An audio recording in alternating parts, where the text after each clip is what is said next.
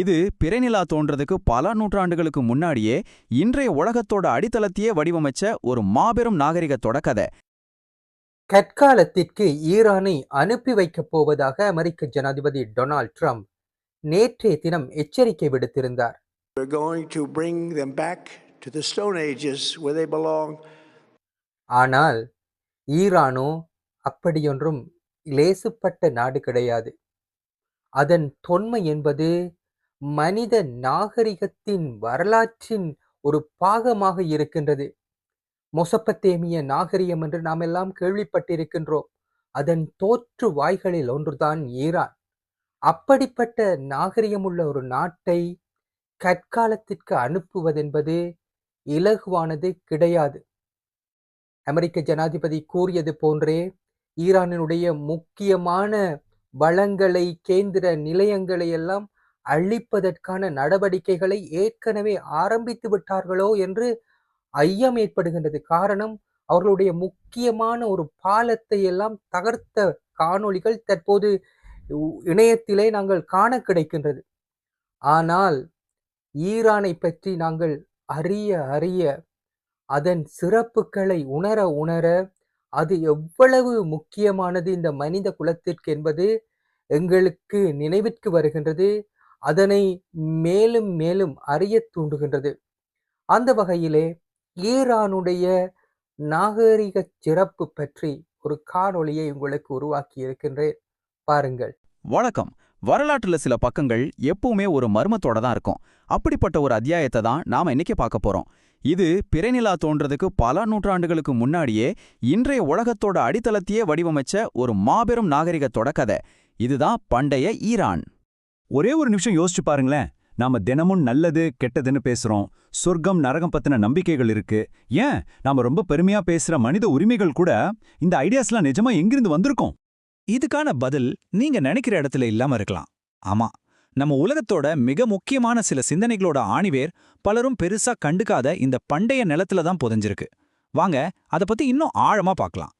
முதல்ல ஈரானிய நாகரிகத்தோட வயசை கேட்டாலே பிரமிச்சு போயிடுவீங்க.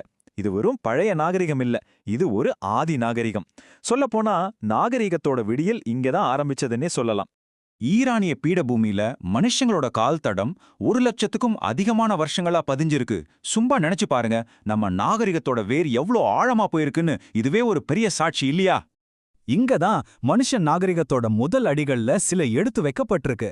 கோதுமையையும் ஆடுகளையும் முதல்ல பழக்கப்படுத்தினது இங்கதான். முதல் நகரங்கள், ஏன் முதல் எழுத்து முறைகள் கூட இங்கதான் தோன்றுச்சு. அவங்களோட கட்டிடக்கலை திறமைக்கு இந்த சோகா ஜான்பில் ஜிகுராட் இன்னைக்கும் ஒரு உன்னத சான்றா நிக்குது. இந்த ஒரு வரி போதும் ஈரானோட முக்கியத்துவத்தை புரிஞ்சிக்க. ஈரான்ங்கிறது வெறும் நிலப்பரப்பு இல்ல, அது 2000 வருஷத்துக்கும் மேல தொடர்ந்த ஒரு அரசு, ஒரு கலாச்சாரம், ஒரு பேரரசு. அதோட பிரிக்க முடியாத கதை தான் ஈரான். சரி, இப்போ அந்த பகுதியை மட்டும் இல்லாம ஒட்டுமொத்த உலகத்தையே மாத்தி அமைச்ச 4 பெரிய பேரரசுகளை பத்தி பார்க்கலாம். கிட்டத்தட்ட 1000 வருஷங்களுக்கு மேல 4 சக்தி வாய்ந்த வம்சங்கள் ஒன்னு பின்னால ஒன்னா ஈரானை ஆண்டாங்க. மீடியர்கள், அகாமனிட்கள், பார்த்தியர்கள், அப்புறம் சசானியர்கள். ஒவ்வொரு பேரரசும் அதுக்கு முன்னாடி இருந்த பேரரசோட தோள் மேல நின்னுதான் வளர்ந்துச்சு. இதுல மீடியர்கள் தான் முதல் ஈரானிய பேரரச செதுக்கின சிற்பிகள்.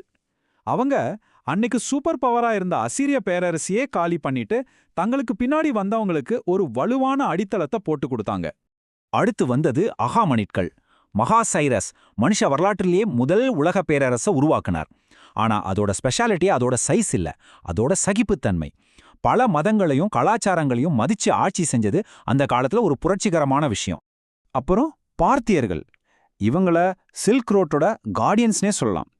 கிழக்குக்கும் மேற்குக்கும் பாலமா இருந்த இந்த வணிகப்பாதையை இவங்க தான் கண்ட்ரோல் பண்ணாங்க. ரோமானியர்களை பல தடவை தோற்கடிச்சு பாரசீக அடையாளத்தை திரும்பவும் தலைநிமிர வச்சாங்க. கடைசியா செசானியர்கள். இஸ்லாம் வரதுக்கு முன்னாடி இருந்த ஈரானோட உச்சகட்டம் இதுதான்.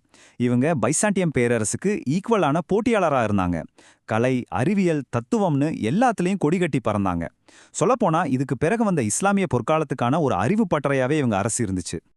இந்த பேரரசுகளோட போர் வெற்றிகளை தாண்டி காலத்தால அழிக்க முடியாத சில பரிசுகளை இவங்க மனிதகுலத்துக்கே கொடுத்துருக்காங்க. அது என்னென்னு இப்ப பார்க்கலாம். இந்த சைரஸ் சிலிண்டரை பாருங்க. இதுல என்ன எழுதியிருக்கு தெரியுமா? நாடு கடத்தப்பட்டவங்க அவங்க நாட்டுக்கு திரும்பலாம், அவங்க கடவுளரை வழிபடலான்னு சொல்லுது. இது எப்போ? கிட்டத்தட்ட 2500 வருஷத்துக்கு முன்னாடி. அதனால தான் இத உலகத்தோட முதல் மனித உரிமைகள் சாசனம்னு சொல்றாங்க. இவங்களோட நிர்வாக திறமைக்கு இதெல்லாம் சில அட்டகாசமான உதாரணங்கள். பறந்து விரிஞ்ச பேரரச ஆள்றதுக்கு இன்னைக்கு இருக்கிற மாநிலங்கள் மாதிரி ஷத்ரபிங்கிற ஒரு சிஸ்டம் வச்சிருந்தாங்க. இது இன்னைக்கு இருக்கிற ஃபெடரல் சிஸ்டத்துக்கு ஒரு முன்னோடி. வறண்ட நிலத்துல விவசாயம் பண்ண கனாட்னு ஒரு அற்புதமான நிலத்தடி நீர்க்குழாய் அமைப்பை கண்டுபிடிச்சாங்க. மெசேஜ மின்னல் வேகத்துல அனுப்ப அரச சாலையை உருவாக்குனாங்க. இந்த மூணுமே உலக நாகரிகங்களுக்கு ஒரு பெரிய வழிகாட்டியா இருந்துச்சு. அறிவுத்துறையிலையும் இவங்க ஒன்னும் சும்மா இல்ல. கோண்டி ஷாபோர் அகாடமில பாரசீக, கிரேக்க, இந்திய மருத்துவ ஞானம் எல்லாம் ஒன்னா கலந்துச்சு. இந்த அறிவுச் சங்கமம் தான் பின்னாடி வந்த இஸ்லாமிய பொற்காலத்துக்கு விதையா இருந்துச்சு. அவங்களோட பழம்பெரும் காவிய கதைகளை எல்லாம் பத்திரமா பாதுகாத்து அதுதான் பின்னாடி உலக இலக்கியத்தோட மணிமகுடங்கள்ல ஒன்னான ஷானாமேவா உருவாச்சு. இப்போ பண்டைய ஈரானோட மிக ஆழமான மிக முக்கியமான பங்களிப்பை பத்தி பேச போறோம். அது அவங்களோட ஆன்மீகமும் தத்துவமும். சொராஷ்ட்ரியனிசம். தீர்க்கதரிசி ஜராதுஷ்ட்ராவால உருவாக்கப்பட்ட இந்த மதம் உலக சிந்தனையில ஒரு பெரிய புரட்சியே செஞ்சது. முதல் முறையா இந்த பிரபஞ்சமே நல்லதுக்கும் கெட்டதுக்கும் நடக்கிற ஒரு பெரிய யுத்த களம்னோ, அதுல மனுஷனோட ஒவ்வொரு முடிவும் ரொம்ப முக்கியம்னு அது போதிச்சுது. இந்த ஒப்பீட பாருங்க, எவ்வளோ ஆச்சரியமா இருக்கு.